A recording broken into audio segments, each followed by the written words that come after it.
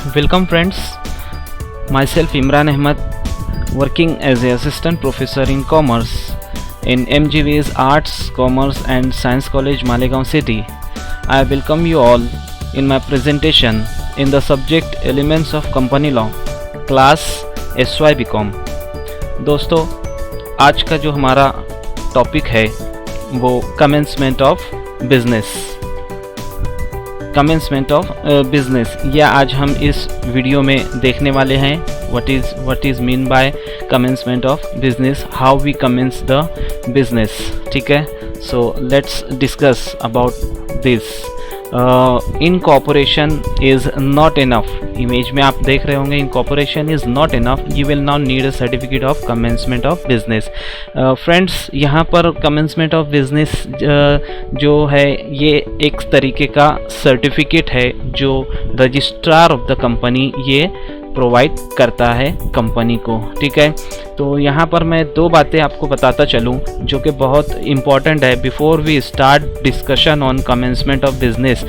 इसका बेसिक जो हमें समझना है वो ये कि सर्टिफिकेट कमेंसमेंट ऑफ बिजनेस में कंपनी को यहाँ पर एक सर्टिफिकेट मिलता है जो कहलाता है certificate of commencement of business.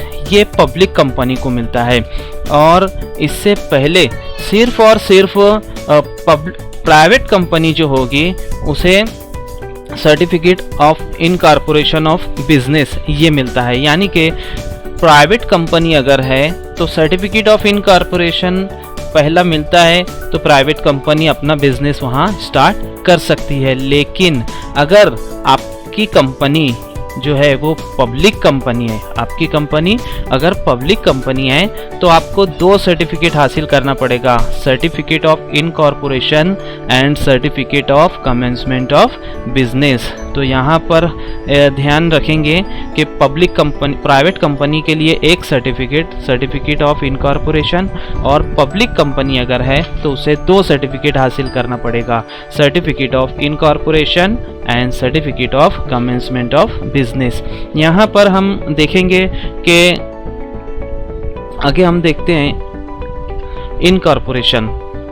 तो जैसा कि बिजनेस हम इनकॉर्पोरेट करते हैं तीन स्टेजेस में, चार स्टेजेस पे बिजनेस जो है तो इनकॉर्पोरेट हम करते हैं.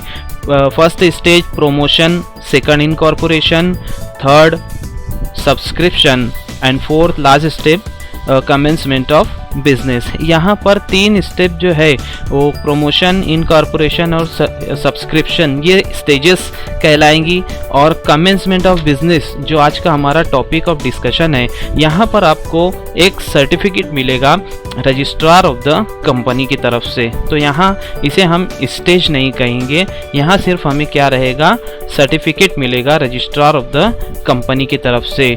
कब मिलेगा? जब company after minimum subscription is acquired by the company minimum subscription हासिल कर लेती है, यानी कि 90% of the amount of capital is received by the company from the public से 90% कैपिटल, अमाउंट ऑफ कैपिटल अगर कंपनी जब तक मिनिमम सब्सक्रिप्शन उसको हासिल नहीं हो जाता तब तक कंपनी अपना बिजनेस शुरू नहीं कर सकती. ठीक है, so let's discuss upon this thing.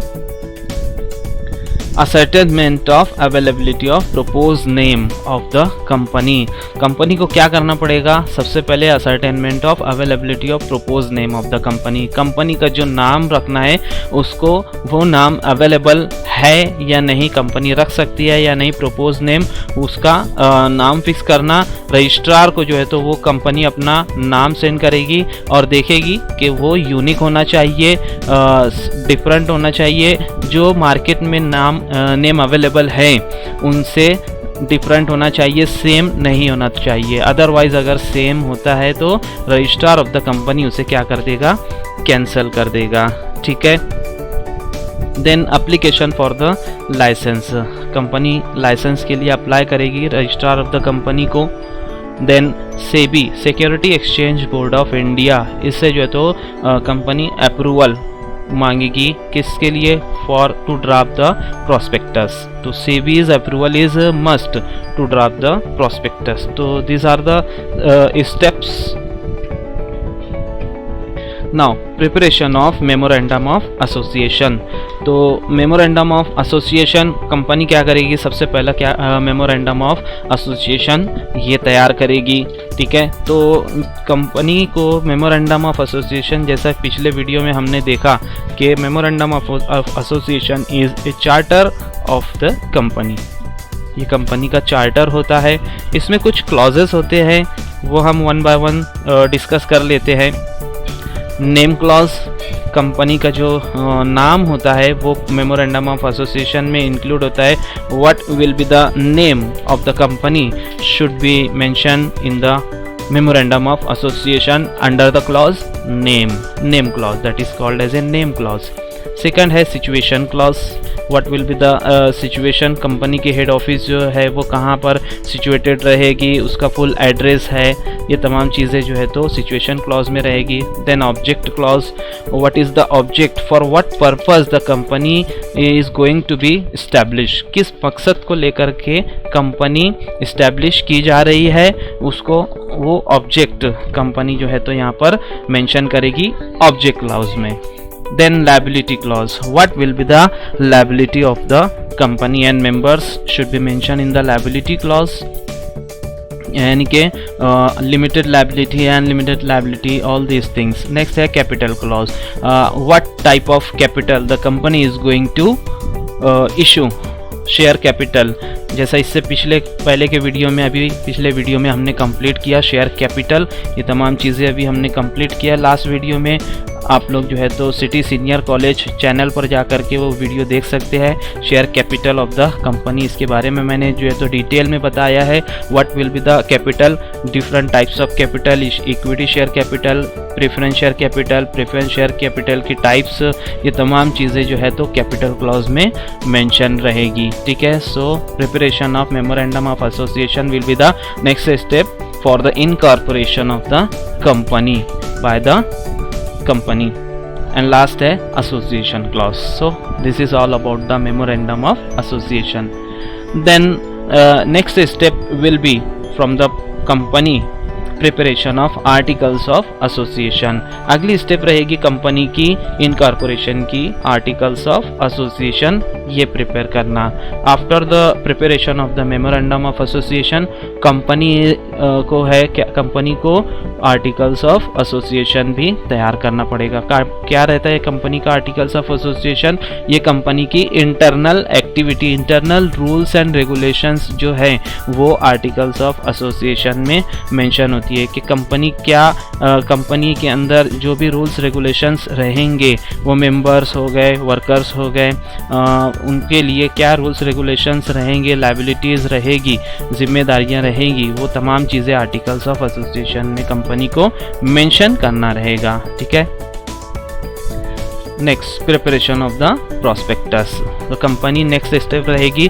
First है preparation of memorandum of association, then preparation of articles of association, now preparation of the prospectus. Prospectus prepare करना ये कंपनी की अगली स्टेप्स रहेगी, अगली जिम्मेदारी रहेगी for the incorporation of the company के कंपनी का प्रॉस्पेक्टस क्या रहेगा, कंपनी का प्रॉस्पेक्टस वो यहाँ पर कंपनी को मेंशन करना रहेगा कि प्रॉस्पेक्टस में कंपनी की each and every detail should be mention. जैसा कि किसी कॉलेज का प्रॉस्पेक्टस होता है कि कॉलेज में कौन कौन से कोर्सेस है, क्या स्ट्रीम है, आर्ट्स फैकल्टी है, कॉमर्स है, साइंस है, ये तमाम फैकल्टीज़ है, उसमें क्या कोर्सेज चलते हैं, कौन से स्पेशल सब्जेक्ट है, किसकी क्या फ़ीस है, ये तमाम चीज़ें कॉलेजेस के प्रॉस्पेक्टस में जैसा होती है उसी तरीके से कंपनी का भी एक प्रॉस्पेक्टस होता है। कंपनी उसमें अपनी तमाम चीज़ें जो है तो रिलेटिंग टू द कंपनी को मेंशन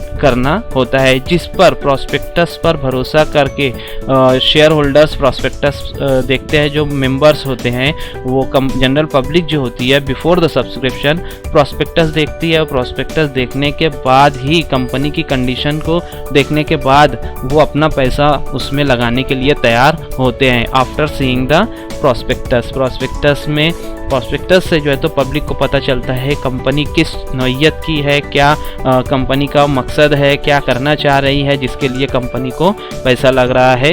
ठीक है, so the preparation of the prospectus will be the next step for incorporation of business. Okay, next fixation of the underwriters, brokers, solicitors, auditors etcetera. तो नेक्स्ट स्टेप रहेगी fixation of the underwriters जो होंगे, brokers होंगे, shares को जो cell करने के लिए, या ऑडिटर्स कंपनी को ऑडिट करने के लिए, इन सब को जो है तो फिक्स करना, अपॉइंट करना, ये कंपनी की अगली जिम्मेदारी रहेगी। ठीक है, fixation of the underwriters, brokers, solicitors, auditors etcetera. Then filing the documents and payment of necessary fees. जो ये तमाम डॉक्यूमेंट्स कंपनी जब तैयार कर लेगी, memorandum of association, articles of association, prospectus, ये तमाम डॉक्यूमेंट्स जब कंपनी फाइनल कर लेती है तो उसको क्या करती है, रजिस्ट्रार ऑफ द कंपनी को सबमिट करती है फॉर द इनकॉर्पोरेशन, और जो उसकी नेसेसरी फीस होती है वो उसका पेमेंट कंपनी करती है। ठीक है, obtaining certificate of incorporation after submitting all these documents and paying the necessary fees to the registrar of the company, and when the registrar is satisfied after seeing all the documents submitted by the company के जितना भी document है वो देखने के बाद जब registrar satisfy होगा तो रजिस्ट्रार क्या करेगा, सर्टिफिकेट ऑफ इनकॉर्पोरेशन वो कंपनी को इशू करेगा। ठीक है, तो obtaining the certificate of incorporation. Then allotment of share, once company receive the certificate of incorporation, company क्या करेगी, शेयर्स अलॉट करेगी टू द सब्सक्राइबर, यानी कि जनरल पब्लिक को जिन्होंने कंपनी का शेयर परचेस किया है उनको कंपनी क्या करेगी, शेयर्स अलॉट करेगी। यहाँ पर एक बात आप ध्यान में रखेंगे कि मिनिमम सब्सक्रिप्शन जब तक कंपनी रिसीव नहीं करती तब तक अलॉटमेंट नहीं होगा, यानी कि 90% शेयर कंपनी जब तक हासिल नहीं करती तब तक जो है तो कंपनी शेयर अलॉट नहीं कर सकती। यानी कि अगर 1 लाख शेयर्स हैं तो उसमें से 90,000 share should be subscribe, then and then only the company can allot the share to the share holders. Okay, then minimum subscription, जैसा मैंने अभी आपको बताया कि मिनिमम सब्सक्रिप्शन है एप्लीकेशन मनी। मिनिमम सब्सक्रिप्शन जब तक कंपनी मिनिमम सब्सक्रिप्शन रिसीव नहीं करती, 90% of the total capital company receive नहीं करती, तब तक कंपनी क्या शेयर जो है तो अलॉट नहीं कर सकती। Then after company will call the application money from the general public subscriber. ठीक है, तो company final first call, second call और फाइनल कॉल एप्लीकेशन मनी जो है तो वो मंगाएगी। पहला एप्लीकेशन मनी मंगाएगी and then all the calls will be from time to time the company will call from the general public or the subscriber, and then all these things when it is once it is completed, the registrar of the company will issue the commencement of business, certificate of commencement of business। तो यहाँ पर जो है आपको समझ में आ गया होगा कि how the company will apply for the incorporation and certificate of commencement of business। Thank you for watching my video. Thank you very much.